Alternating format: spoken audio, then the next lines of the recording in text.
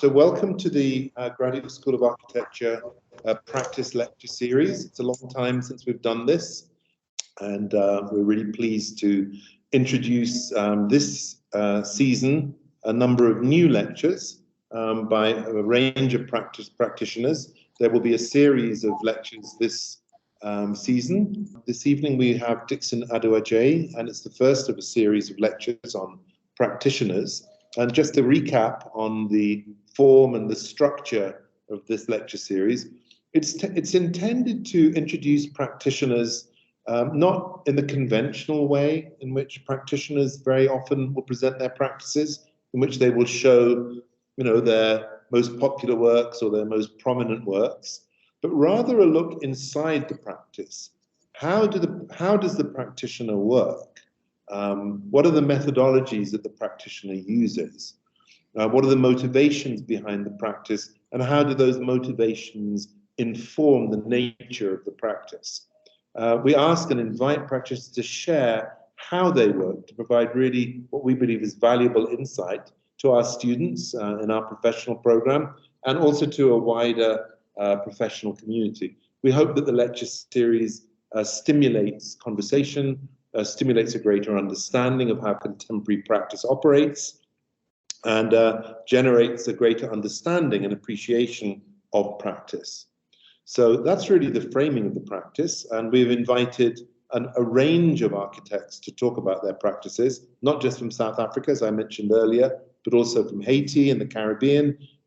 We have Isabelle Joly-Kerr, as I mentioned, and from Jamaica, Vidal Dowding from Atelier Vidal.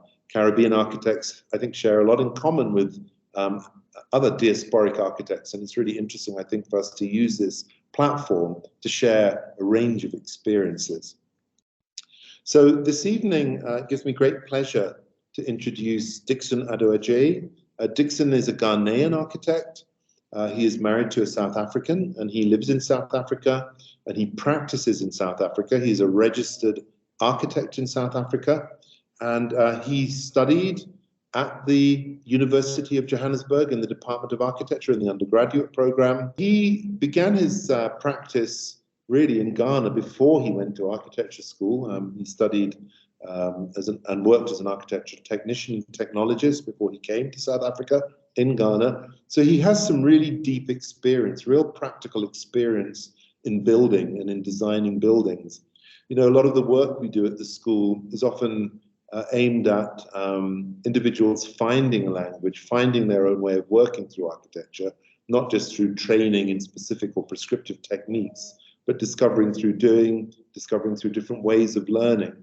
And Dickson, I think, is a really excellent example of somebody that has come through our system, building upon his extensive practical experience that now extends into his architectural practice, but is actually interested in some really quite innovative, cutting-edge ideas that he will share with you that relate to storytelling, that relate to the establishment of a really, truly diasporic discourse around architecture, but are grounded in architectural production. It's a really interesting practice. He has a really interesting mind. And when he came to me a couple of years ago, shortly after I started as director of the GSA, and presented this idea for unit, I was really excited. The work that has come out of that unit is really quite extraordinary work and promises to be extraordinary again this year. I'm going to allow Dickson to take over shortly, but before I do, I just want to let you know that at the end of the session, at the end of his lecture, there will be an opportunity for you to ask him some questions. I will prompt you to ask questions. You can put your hand up and invite you to ask those questions, direct those questions to Dickson directly. But also, if during the course of the presentation anything occurs to you, or you want to jot something down, or you have a comment, please feel free to do so in the chat. We'll be watching it during the course of the lecture, and we can bring those questions up at the end and also present them, or if you have any comments, you'll be able to present them to Dickson. Thank you, Prof. Raymond, and the GSA for allowing me to share the journey of my practice. Okay, my name is Dickson Adu-Agyei. I'm an architect, an educator, and a visualization artist. Today I'll be presenting a lecture titled The Hybrid Practice, Working at the Intersection, architecture, teaching, and storytelling. So as a practitioner, I'm the co-founder and the director of Adu-Agyei Architecture Studio. With regards to teaching, I'm the unit leader at the University of Johannesburg's Graduate School of Architecture, it's Unit 20. And in terms of storytelling, I'm a visualization artist and I'm a creative writer. So I kind of navigate through these fields in my practice. So our current projects in our practice, Adu-Agyei Architecture Studio, include short films, which we're working on, residential projects, housing projects, and also kind of creating platform for students in undergrad to learn and kind of gain some working experiences. My research interest really lies in collaboration and multidisciplinary approach to design thinking, making, and research. Central to my research pursuit is the notion that film is more than a mere entertainment. It operates as a medium that stimulates our collective imagination and defines our perception of space and possibilities. So before I dive into the practice, I would like to share a little bit about myself, my biography, because I believe it has shaped who I am. I really think that it helps to kind of frame my understanding of architecture, how I design, how I practice, and how I teach. I was born in Ghana. I was born in Kumasi in Ghana. And I moved to South Africa in 2008. My motivation really stems from seeing my father sketching clothes, patterns, and kind of taking measurements. And also at the same time, at that time, managing a local film cinema when I was growing up. But I really didn't think that this would lead to a profession called architecture. For me, it was just kind of moments of creativity. But I believe the hybridity of what I saw my father do has shaped my thinking and has shaped the way that I practice. And the fact that I believe that it's not, I don't necessarily just have to kind of practice, but I can teach at the same time. But I think this is all because of the way I grew up, kind of seeing the diversity and the way that my parents worked.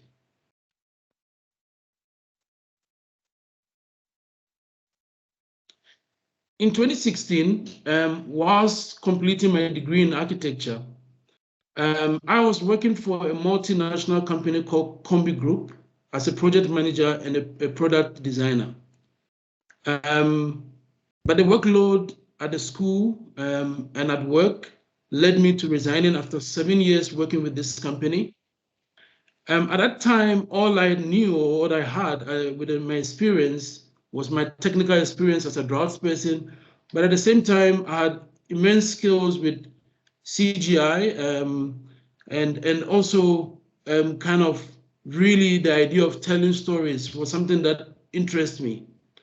So after resigning, I decided to set up a company with my wife at the time, and we set up this company called Adu-Agyei Architecture Studio as a CGI company to kind of try and see how I can almost kind of make up for the work that I'm losing from working for this company.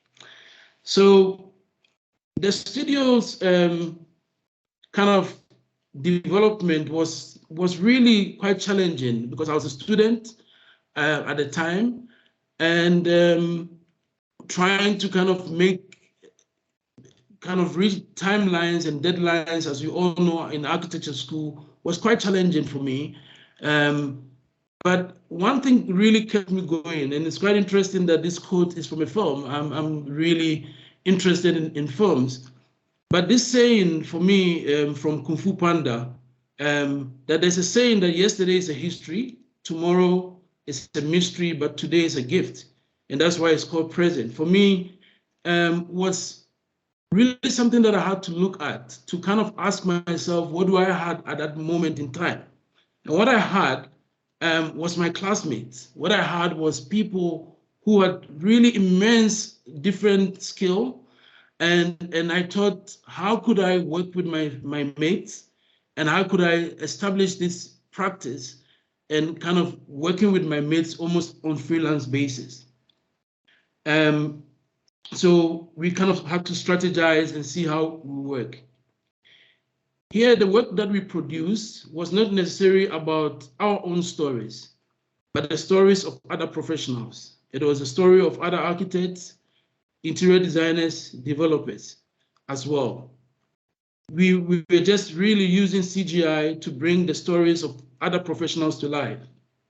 Some of my classmates then became almost like my employee on freelance basis, but we needed some sort of a structure. We needed to create a structure. So I will always kind of have communications with clients, come back to my students, my classmates, and we will set up like a timeline and see how we work. But for me, this really helped my thinking and shaped the way that I think about practice and collaboration. Because not only were we focused on the schoolwork or on the practice kind of work on the private jobs, but also in moments as we are working on the private jobs, we could pause and we could discuss schoolwork, we could discuss the briefs. And so we kind of set up timeline for ourselves to say, what time do we work on the PJs and what time do we work on schoolwork? And how do we kind of use our time very well? How do we focus on efficiency, on our strength?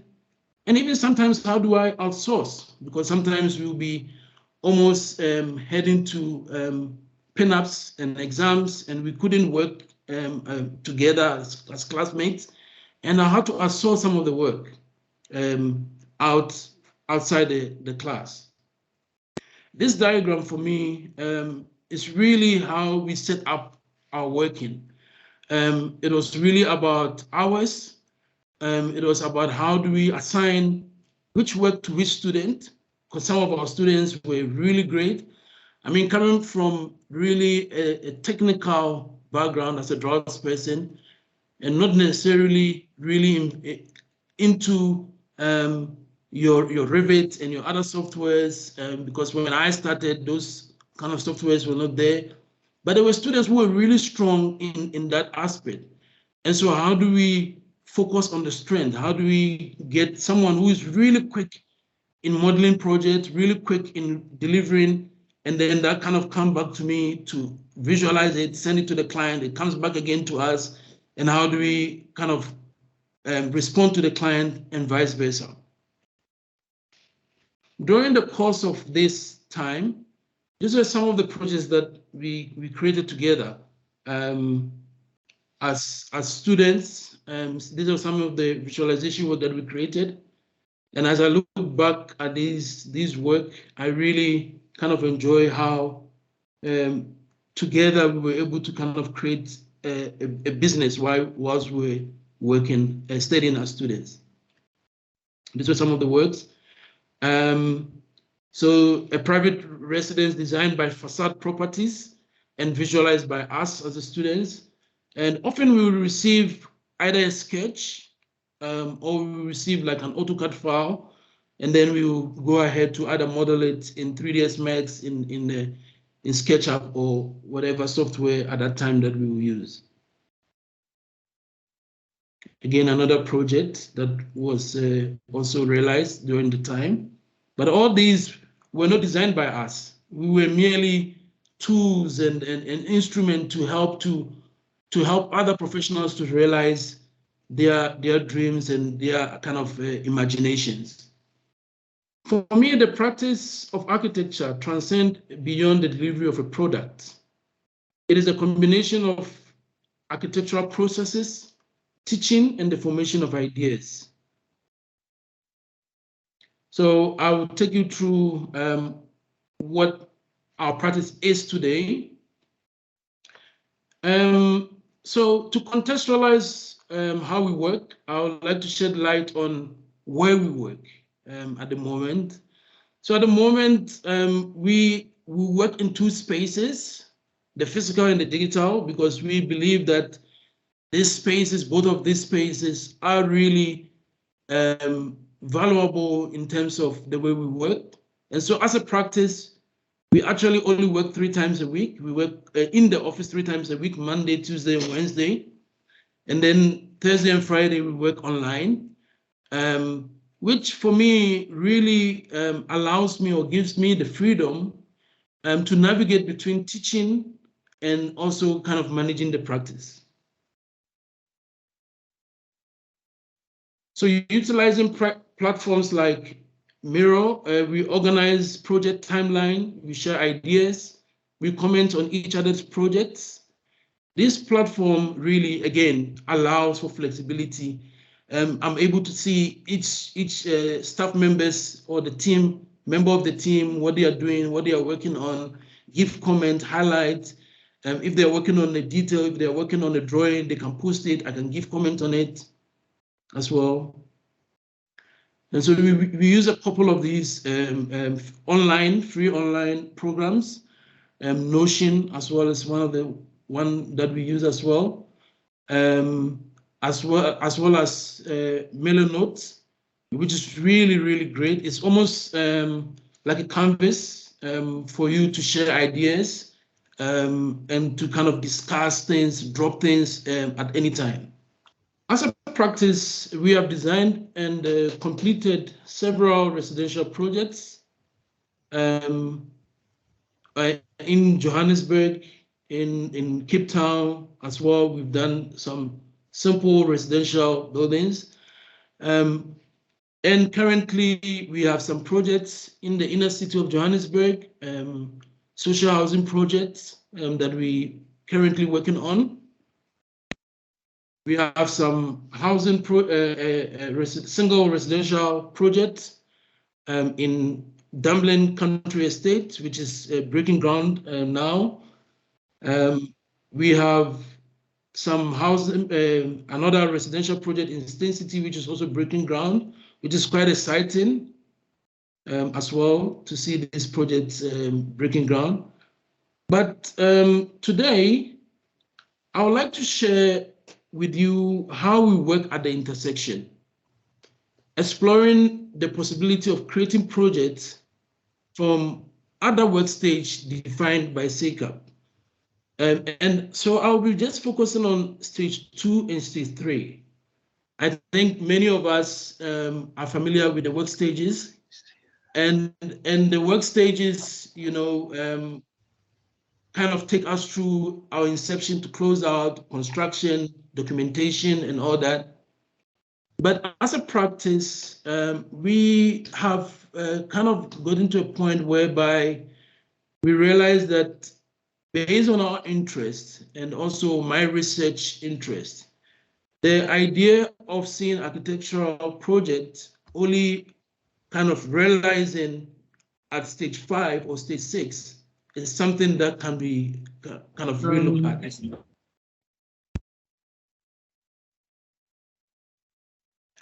I have worked in several architectural firms in Ghana, also in South Africa, from very small scale to big scale firms. But I've seen architects who are very skilled in delivery, making sure that what is designed is what is built. I have seen architects who love to design and hated going to site. I've seen architects who are interested in detailing and specification. But what is interesting about all these aspects and all these interests that different architects have is that it doesn't really make one less than the other. Because in the office, if someone is just really interested in just detailing, or really interested in just ideas, or interested in going to site and making sure things are done, it doesn't make him better than the one who is just detailing or designing. So for me, that kind of highlights to me the definition of architecture. That architecture itself is not just about the build, but the processes, each and every process of architecture then can be classified as architecture.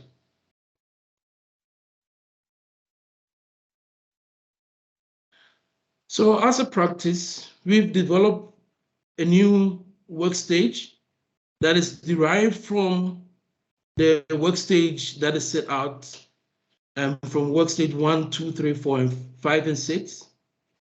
And as I said, I will be focusing on 2 and 3. For us, a lot of work happened between work stage 2 and 3. A lot of research go into it, a lot of thinking, a lot of ideas, design development, testing of materials, research on materials. All this happened in work stage 2 and 3.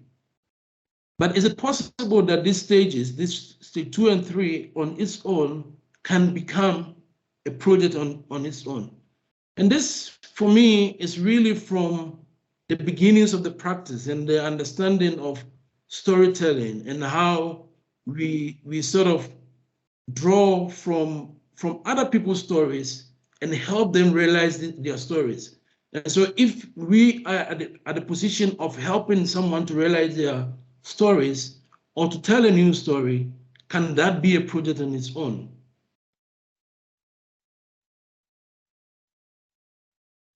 So how can we treat ideas? How can we treat storytelling? How can we treat concept design as a project on its own?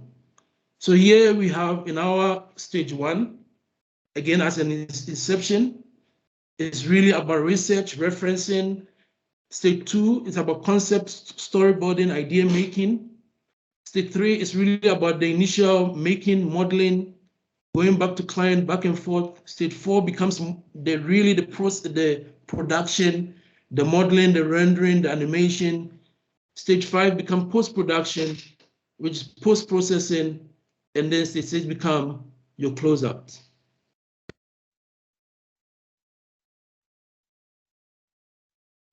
Dr. Harriet Harris, her work, both in her book Architects After Architecture and her lecture Architects Afterlife, present compelling possibilities for breaking free from the constrained boundaries of the traditional architecture practice, which have limited its social relevance and inclusivity. For me, I think that the kind of allowing ourselves to see architecture as a process than just a product allow us to be more imaginative, allow us to be more creative and develop more dynamic and more sort of diverse and hybrid practices. So I want to ask, how then does the teaching come in? So drawing from my teaching practice at Unit 20 and the research journey that I have embarked on with Veronica Chipanya, my unit tutor in Unit 20, it has led me to question the practice in the teaching of architecture. In the unit, we've questioned the architectural canon, we've questioned the briefs, we've questioned different ways that architecture is derived. We've asked questions like, what if? What if the brief of architecture is based on a drama? What if the brief of architecture is based on a film? What if the brief of architecture is based on the self? What if it's based on the collective? We have explored architecture's relationship with film and how the use of storytelling, oral narrative, theater can aid the teaching and the making of architecture. Expanding again on the self as the beginning of an idea. How that the self, how that your narrative begins the idea, and how is that the collaboration with others, the collective, begins to kind of aid the idea, the concept, the thinking process.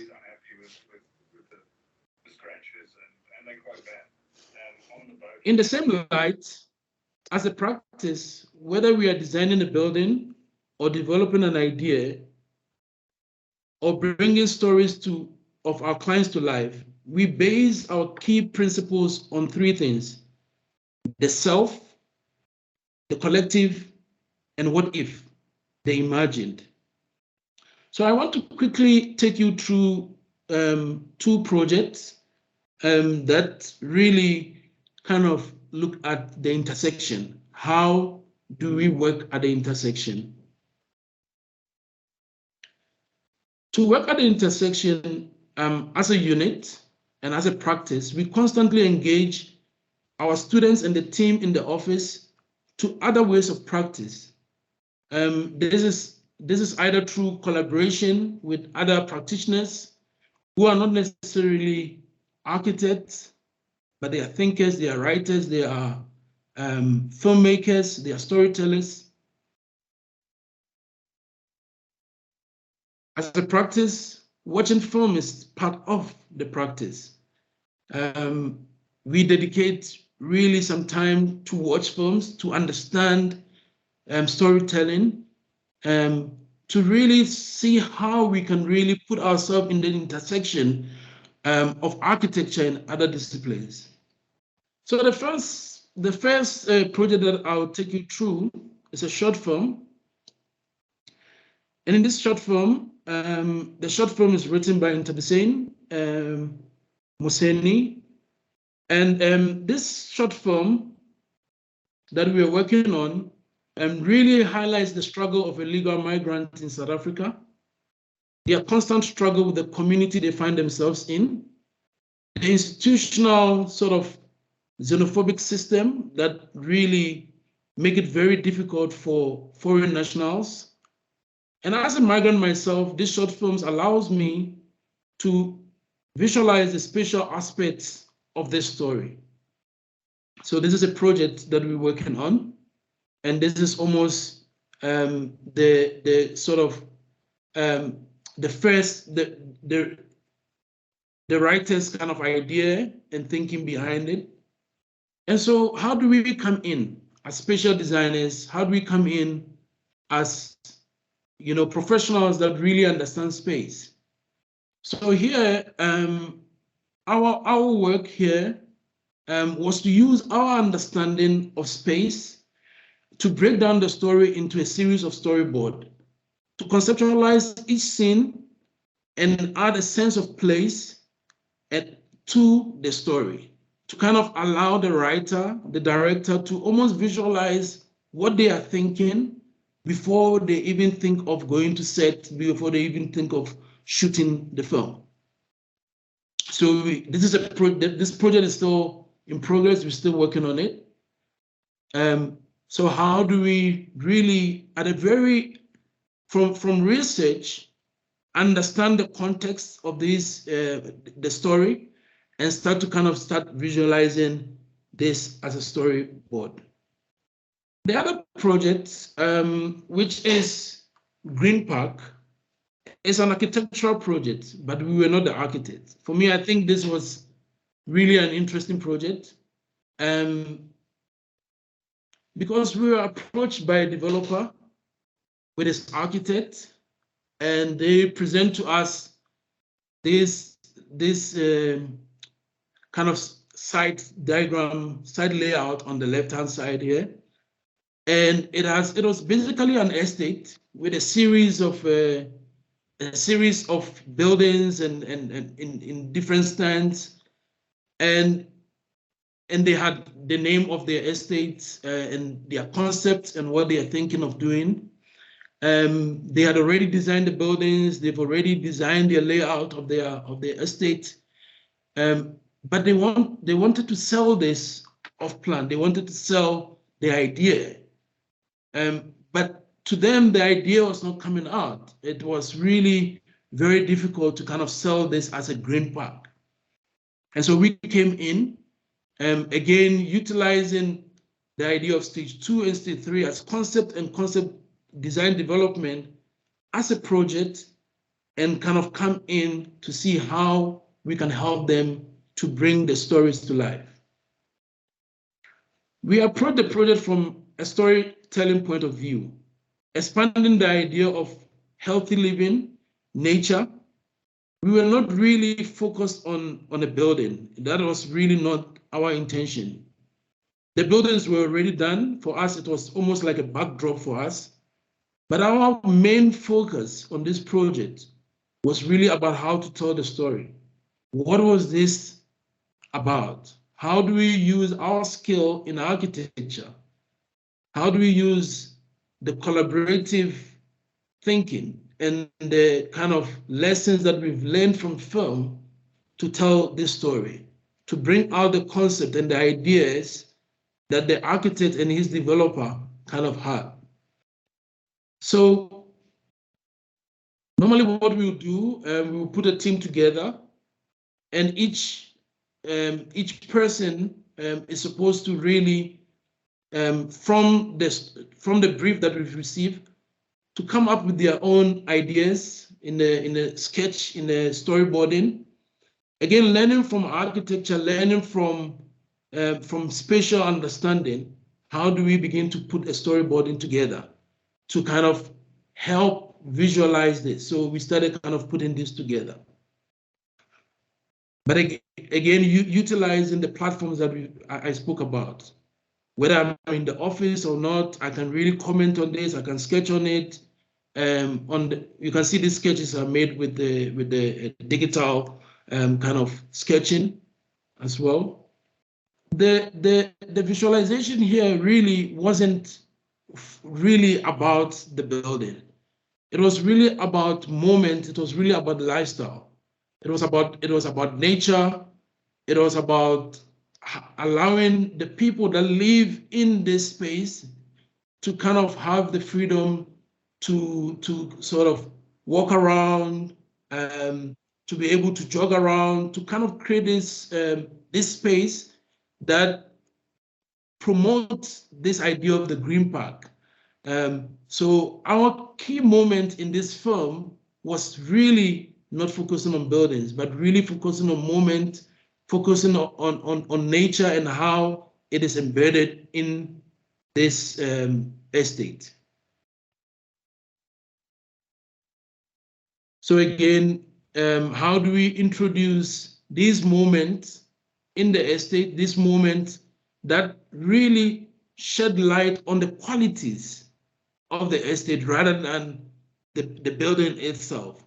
So again, the understanding of storytelling, the understanding of film, the intersection of it begins to kind of aid us to help our client, aid us to kind of create this project, treat this project from almost like an inception, because we have to do a research about how, about the place. We have to do a research about their concept, dive a little bit deeper into the concept, and then kind of start coming up with these ideas to see how we can basically utilize storytelling, film, together to kind of create this. As a practitioner, the understanding of that which is not architecture, which I think a lot of times we as architects kind of define what we think is architecture and what we define, what we kind of frame as architecture most of the times. But for me, the understanding of those things that are not seen as architecture is what really creates great architecture. And for me, as a practice, this is done through collaboration. I don't think the emergence or the developing of my practice into this hybrid practice where it touches on film and it touches on building will happen without collaboration. For me, it's really about understanding how other people work. It's really about engaging with other people. For us, architecture is really about people. It's about atmosphere, and it's about the narratives. It's really about the narratives that we tell. And these narratives can be told through buildings that we build, or it can be told at the intersection of architecture and other things. Architecture and film, it can be told at architecture and writing as well. So yes, this is just a little kind of story about our practice and how we work, combining my teaching practice, combining who I am, where I'm from, my practice, and storytelling. Thank you. Hey, thank you so much, Dickson. That was a really fascinating insight. into your work and some of your thinking. You know, it's always intrigued me how you marry this idea of architecture in a fundamental way, you know, in a regular way, in a kind of orthodox way, with this fascination with storytelling and with visualization. You know, and I think this issue and this idea of visualization is really critical at the moment, with architects actively using a wide range of visualization techniques that sometimes seem to be deployed or used without much discrimination. So it's been really fascinating to hear the very thoughtful way and very creative way in which you integrate the capacity of technology, not letting the technology dictate what you do, but using the technology and fusing visual techniques drawn from film and other disciplines to direct your own imagination.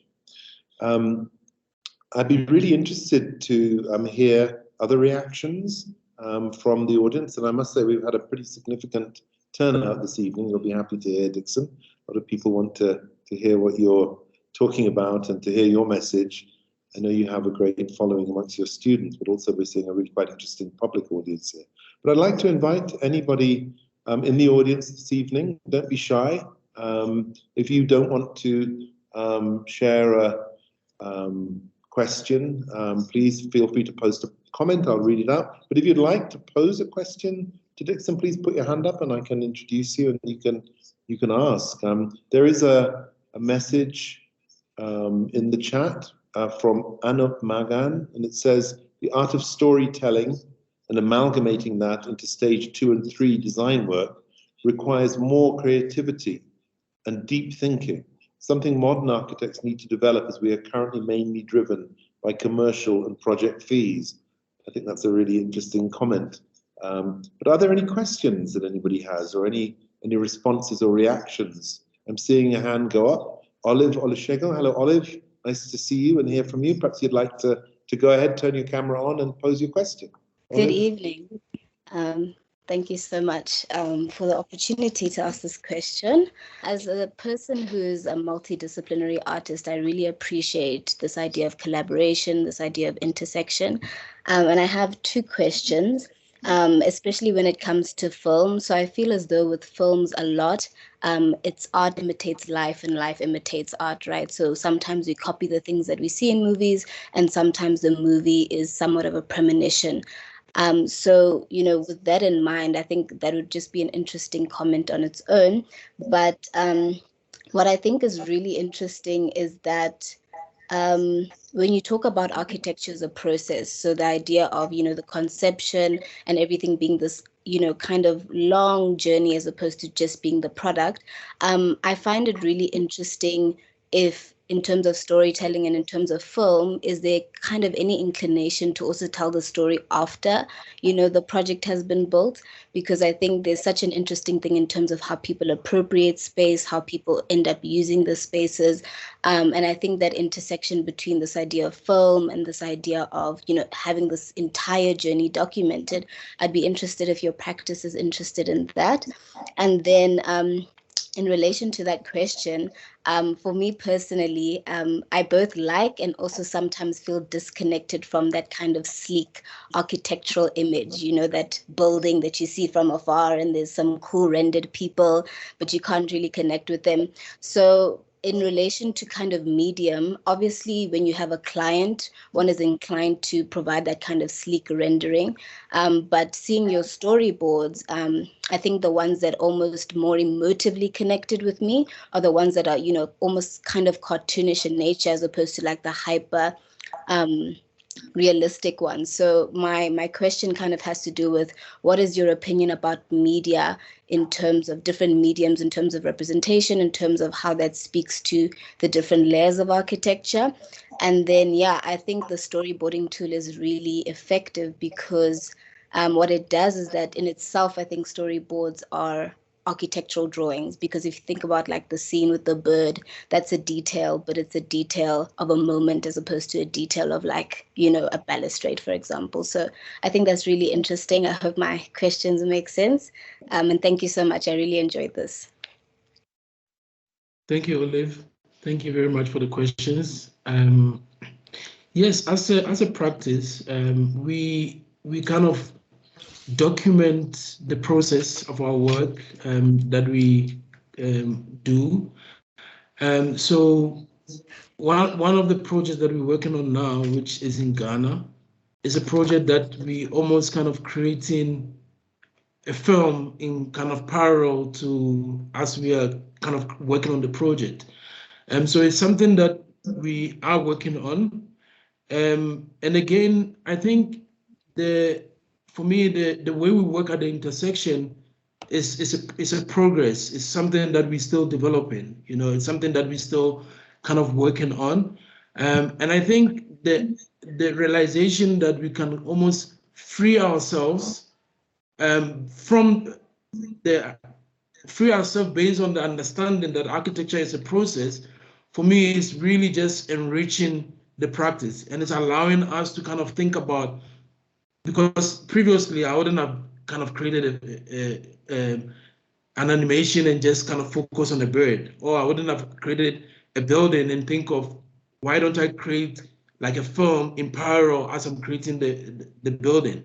So I think it comes with freedom, it really does come with freedom.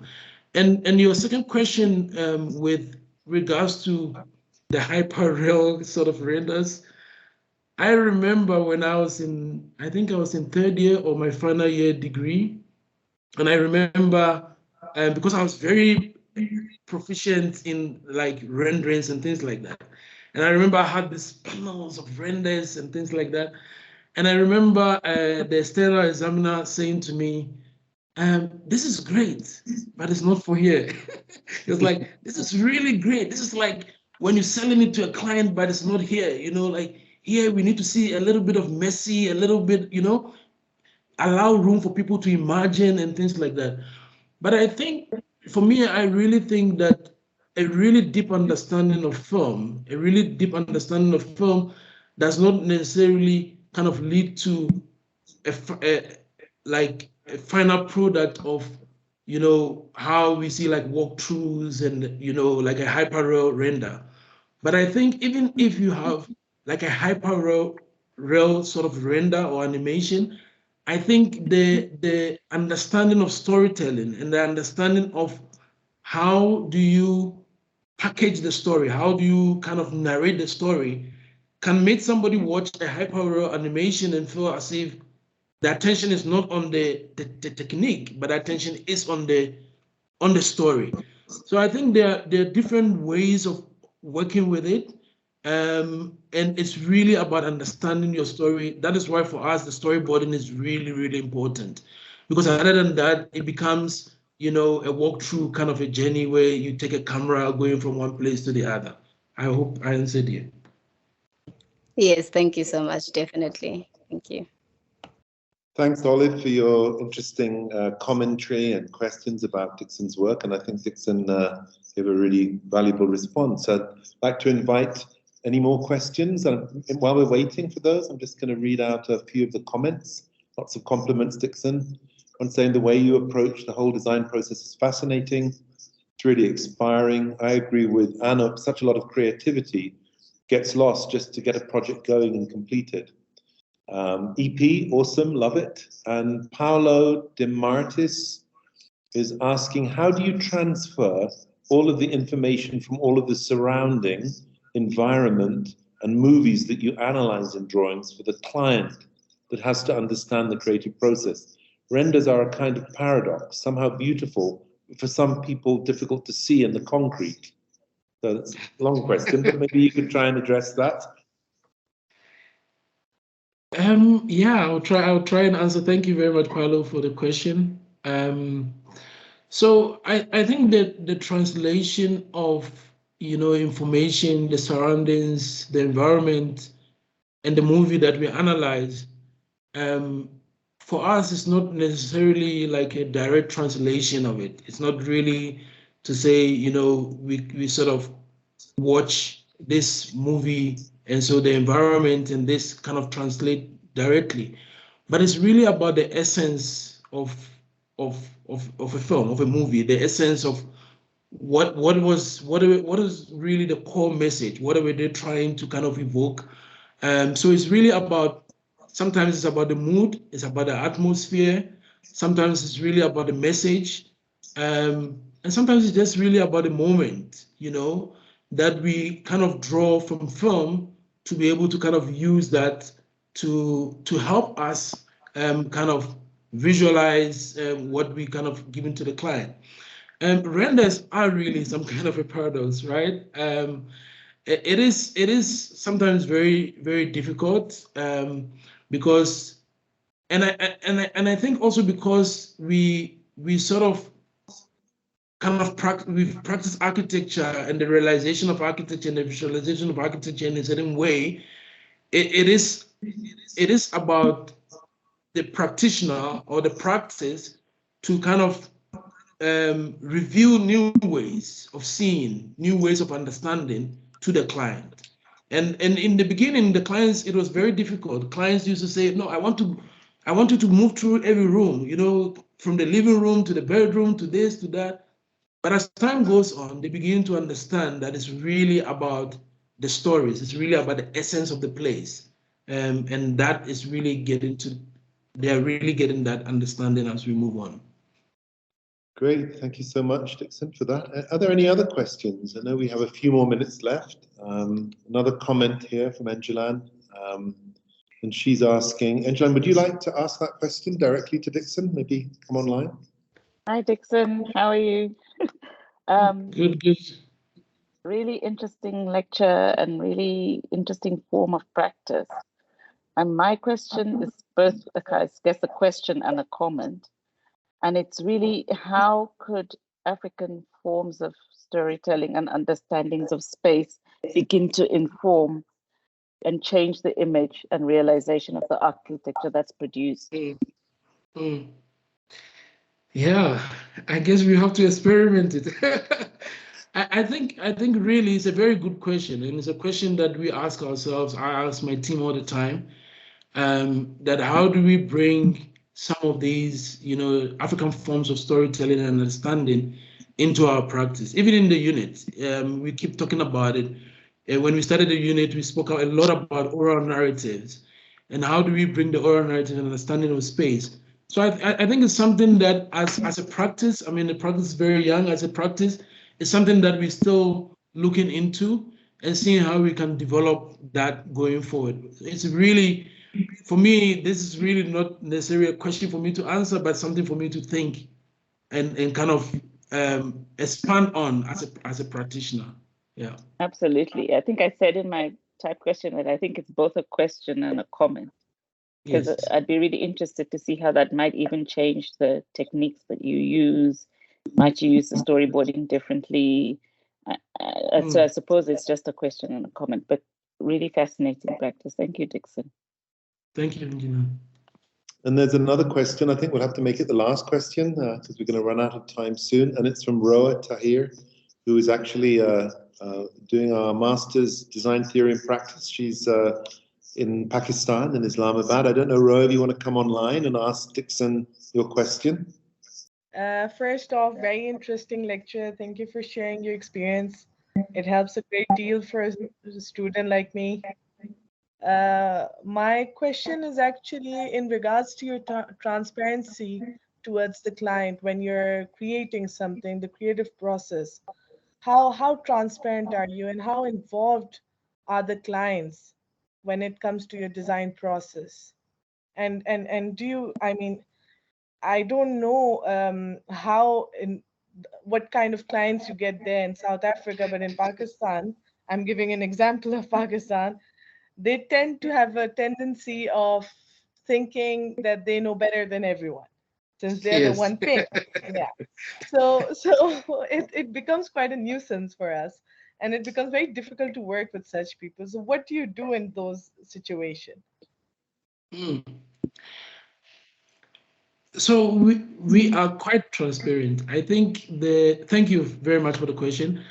I think, people really enjoy stories. People enjoy sharing and listening to stories. And what we've realized is that when you engage with clients, even when we are building buildings, and we engage with clients from a storytelling point of view, where we're having conversations about their stories, their origins and things like that, it begins to kind of almost kind of break the ice. It's not really about the building. It's not really about the focus on, this is what we want to do. This is spaces we want to create, but really about telling stories and telling your story and letting them tell their story. Then you almost kind of allow that creative process to start. And these storyboards are things that we constantly engage in with clients. We send the storyboards to the client with a simple notes here and there. This is what we are thinking. What do you think? Sometimes the clients try to sketch on them, try to kind of have their own understanding on them, which for us is really interesting, really exciting. So we are really transparent. It's not easy. Not all clients are the same. But I think as the process develops, as the way of working, the way that we work develop, I think people will kind of embrace that process. Thank you so much. And that was quite an answer. Thank you. That really clears a lot of things. Thank you, Roa, and thanks. It was a good question and a good answer. A couple more things coming up in the chat. I'll just read a comment for everybody, and then I'll go to the question that preceded that. Fanny Jacobs says, architects and filmmakers have very similar challenges because architecture is so expensive and it takes so long to do it. And the problem is, if you do something proactively, you can make it happen, and then people are going to see how they feel about it once you've done it. You have to persuade an army of people to allocate all the resources. So before the building can speak for itself, you as the architect have to speak on its behalf. That's a really nice comment. But there was a question that came before that from Takutsua, and Takutsua asked, what's your take on the use of AI in rendering? I was expecting this question today. Today in the studio at the GSA with my student, we spoke about AI. In my practice, we've been talking about AI. I think it is something that needs to be embraced. We as a practice, we haven't started using it yet, but it's something that we want to embrace because I think it aids the thinking process and it aids the design process. It's a start for me. I think it's a start of ideas and different ideas, and also kind of speed the process. Really, I think it's something that as a practice we would like to embrace. But how do we embrace it and not lose the essence of us, of our story, the essence of who we are, what makes us who we are? And so that is the line that we need to kind of draw. How do we find that line between, not just using generative images, but still at the core of our practice, kind of leave it as storytelling? Yeah, good answer. I know today the university issued a kind of some guidance to practitioners, educational practitioners on how to attend to AI. So I think that's a really topical and important question that we're all trying to negotiate. And I think we'll probably need to bring things to a close. Dickson, well done. I think that was a really fascinating and provocative talk you've shared with us. Thanks for giving insight into your practice. I know that there are a lot of really exciting projects that your practice produces, and I really appreciate you having taken this opportunity to share with us some insight on how you make the work you do rather than just showing us what you do. And I know Dickson has a really good Instagram page where he posts a lot of the work that his practice produces, and I would encourage you all to follow it. There's always something interesting. Recently, they were mentioned and won an award in a competition for a school in Ghana. So was entering competitions, doing really fascinating work. And also the students in Unit 20 producing some really quite extraordinary and innovative work that emerges from this this research that underpins and informs Dickson's practice. So I'd like to thank you, Dickson, for taking the time to present to us, and also invite anybody who's here tonight to attend our Architecture Week that's taking place from the 28th of August to the 1st of September. You'll see more information on our Instagram page and our social media channels. You'll be able to come see some of the work from Dickson's Unit 20, that he is the leader of and is assisted by Veronica Chapania, doing some fascinating work, and you're all welcome to come to the GSA to look at that work. I think the work also speaks to some of the new trajectories that we're developing at the school, trying to explore and look at ways of how the transformative pedagogy that we pursue here translates into transformative practices. And I think Dickson's work really embodies this spirit in many ways. So thank you very much for coming and for joining us. Before I leave, there's two things I want to share with you. The first one is next week's lecture, which is the lecture by Kolisi Makubo, who is also on faculty here at the GSA. He's the program head for architectural history and theory, been involved with the school for many years. He's a graduate of our school. He's taught in the Department of Architecture and the undergraduate program, where he also teaches. But he is now our architectural history and theory program lead, and we're also hoping that he will also be leading a unit next year. He also runs his own practice, Blackboard Design Lab, and it's one of the number of, as I said, practice lectures that we will be having over the next few months. And as I mentioned earlier, Kolisi is next week. Following him, we'll have Isabelle Joly-Coeur, a very good friend of mine, a practitioner, very young practitioner from Haiti, the Caribbean. Lemon Pebble, another Johannesburg practice. Then we have Kate Otten, and then finally Bilal Dowding, who has a stellar practice in Kingston, Jamaica. So a really exciting lineup, and I would encourage you all to attend. We will be saving these recordings of the meetings and posting them on our channel, so you will be able to see them again. And then the other thing before we sign off is for Boitumelo Mazabuko, who's our social media and exhibitions manager, just to share with you how you can register your attendance here with a CPD points. Boitumelo. Thank you so much, Mark. As Mark said, if you'd like to get your CPD points / certificate, there will be a link that will be posted in the chat. So please fill out the MS Teams form, and you will receive your certificate as soon as possible. And I think on that note, Dickson, thank you so much. Thanks everybody for coming. We had a pretty impressive this evening, which is encouraging. I hope we see you at the other practice lectures, which will all be online, and I hope you all have a safe evening. Thanks for joining us at the Graduate School of Architecture at the University of Johannesburg.